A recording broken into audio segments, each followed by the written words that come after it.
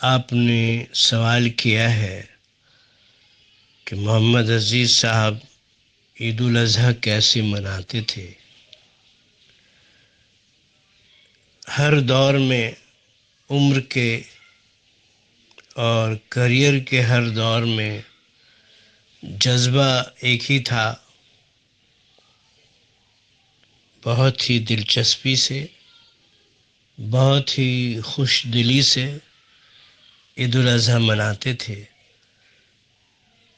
زیادہ تر جو دور تھا ان کا اوریجنل وہ کلکتے میں رہا۔ بامبے میں چونکہ وہ سیلیبریٹی ہو گئے تھے تو وہاں کا انداز دوسرا تھا۔ کلکتے میں ہماری ایک عیدگاہ ہے 2023 میں، اس عیدگاہ کی عمر ہو گئی ہے 133 سال، 133 ایئرس۔ اسی عیدگاہ میں میرے پردادا نے بنایا تھا، عیدگاہ کی بنیاد ڈالی تھی۔ پھر میرے دادا حضور نماز پڑھاتے تھے، پھر میرے ابو تھے وہ تکبیر دیتے ہیں۔ ہمارے یہاں 3 تکبیریں دی جاتی ہیں، الصلاۃ والصلاۃ، الصلاۃ والسلام۔ عید الاضحیٰ مع ستۃ تکبیرات واجب اللہ تعالی، الصلاۃ والسلام، الصلاۃ والسلام۔ جب تک عزیز بھائی کلکتے میں رہے، آبائی وطن میں رہے، وہ یہ 3 تکبیریں دیتے تھے۔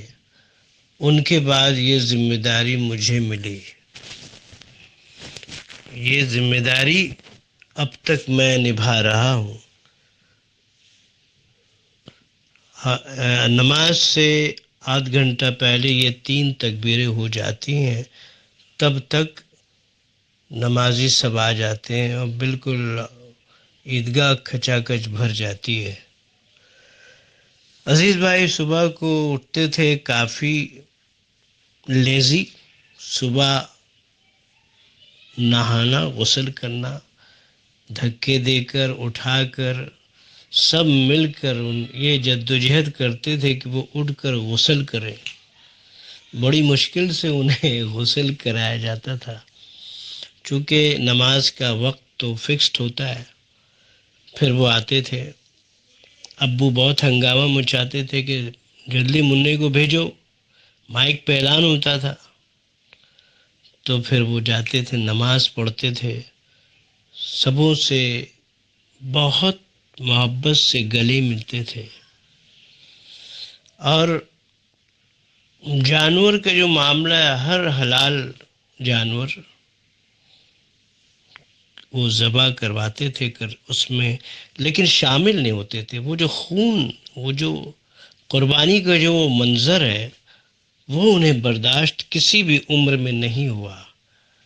اور یہی میرا بھی معاملہ ہے، وہ جو ذبح کا جو منظر ہے وہ برداشت نہیں ہوتا، کیونکہ جانور زندہ رہنا چاہتا ہے اور اسے ذبح کیا جاتا ہے، تو وہ جو کیفیت ہوتی ہے نا، اس سے عزیز بھائی وہ دیکھتے ہی نہیں تھے۔ اور زندگی کے آخری دور تک انہوں نے قربانی کا منظر نہیں دیکھا۔ گوشت کھانے کے شوقین تھے، لیکن چند بوٹیاں، وہ بسیار خور نہیں تھے، زیادہ کھاتے نہیں تھے، کم کھاتے تھے۔ ویرائٹی الگ الگ ہو، کئی چیزیں ہوں، گوشت کی کئی قسمیں ہوں، کباب ہو، شامی کباب ہو اور ٹکے ہوں، مختلف ہو، کوفتے ہوں، بریانی میں ہوں، تو گوشت کی ہر جتنی بھی قسمیں ہیں وہ تھوڑی تھوڑی کھاتے تھے، اور کھانے سے زیادہ غریبوں کو کھلاتے تھے، اور گوشت کا زیادہ حصہ غریبوں میں بانٹ دیتے تھے کہ یہ ان کا حق ہے، وہ ترسے ہوئے ہوتے ہیں، جو ترسا ہوا ہے اسے کھانا چاہیے۔ اور بہت خوش رہتے تھے. ملنے جلنے والوں کا ایک سلسلہ ہوتا تھا اس زمانے میں بھی. کم عمری سے ہر دل عزیزی ان کا مقدر ہے. یہ نصیب لکھا کر لائے تھے وہ. لوگ انہیں گھیرے رہتے تھے.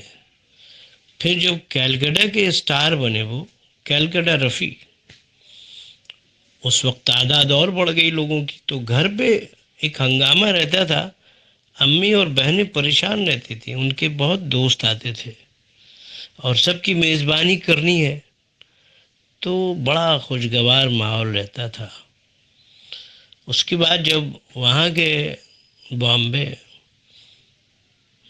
وہ جو 2 سال جو تھا وہ تو بس کوئی قربانی وغیرہ کیا، خود ہی قربان ہو رہے تھے حالات کے تھپیڑے.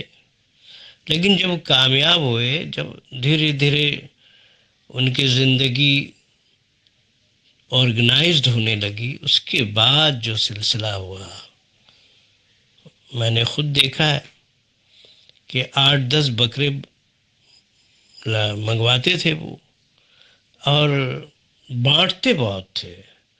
فلم اسٹار کے یہاں بھی جاتے تھے، سب تمام جتنے بھی بڑے بڑے اسٹار ہیں ان کے گھر جاتے تھے. اب اگر 10 بکرے ہیں تو ان کی 40 رانیں ہوتی ہیں.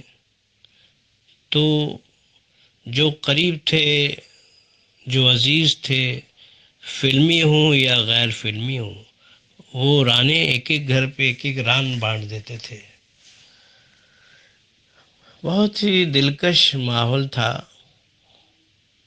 بڑی زندہ دلی، بڑی خوش دلی، اور بہت تپاک سے عید الفطر اور عید الاضحیٰ مناتے تھے. نئے کپڑے پہنتے تھے.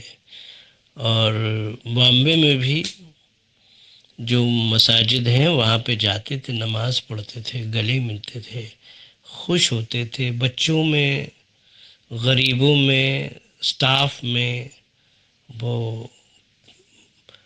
جو عیدی وہ تقسیم کرتے تھے. فل آف لائف، زندگی سے بھرپور. ہمارے خاندان میں اتنا رجائی، اتنا آپٹمسٹک آدمی کوئی بھی فرد نہیں ہے. وہ دکھ کو کہتے تھے پرے ہٹ. زندگی کا روشن پہلو جو ہوتا تھا اس کو ویلکم کرتے تھے. بہت اچھے تھے.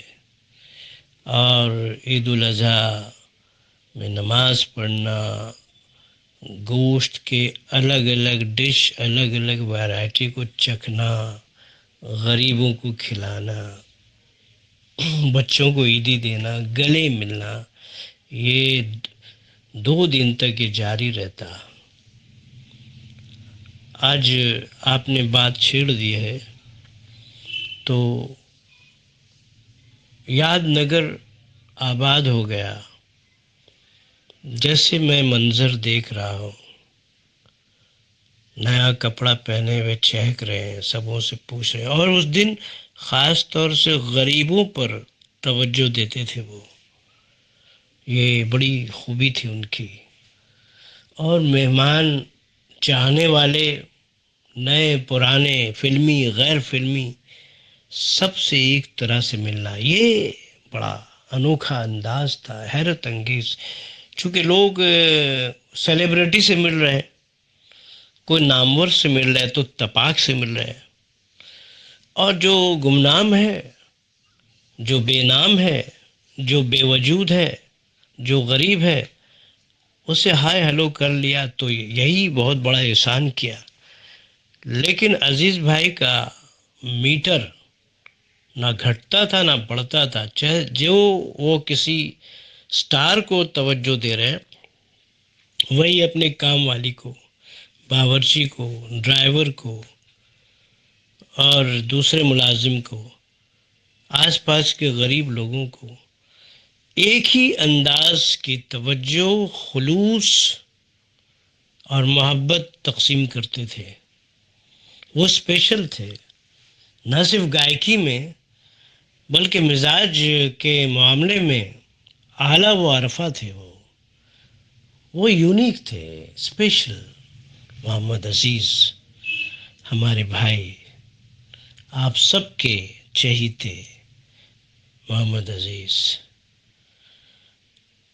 بہت سب کو یاد آتے ہیں، مجھے بھی یاد آتے ہیں۔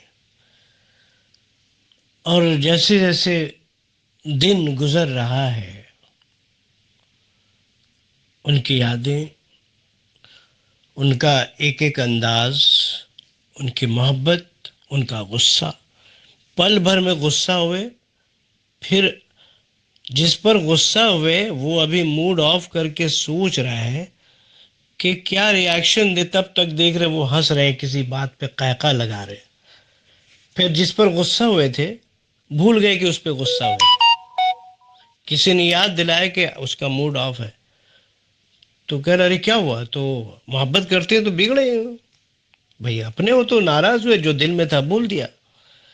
یعنی کوئی بات دل میں اگر ہے تو کیا مجال کہ وہ اسے روک لے، وہ چاہے محبت ہو چاہے غصہ ہو، کوئی بھی جذبہ دل میں پیدا ہوا کہ زبان پہ آ گیا۔ یہ شفاف دل، شفاف ذہن کی پہچان ہے، کرسٹل، بالکل نگینے کی طرح ان کی روح تھی۔ کیا بتاؤں میں، یہ سوال آپ نے ابھارا تو اس میں ضمنی باتیں اتنی ساری آ گئیں۔ عزیز بھائی بہت خاص، یونیک تھے۔ اللہ حافظ۔